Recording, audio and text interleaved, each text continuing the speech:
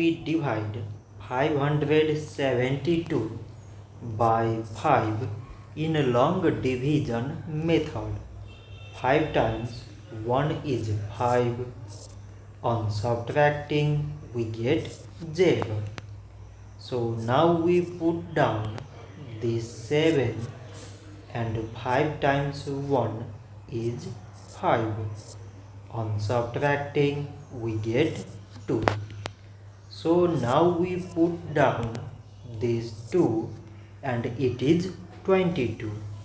5 times 4 is 20. On subtracting we get 2. So now we have no any other number to put it down. So we take here decimal so that we put 0. So it is 20 and 5 times 4 is 20.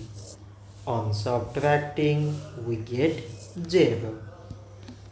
So 572 divided by 5 is 114 decimal 4. So this much for today and thanks for watching.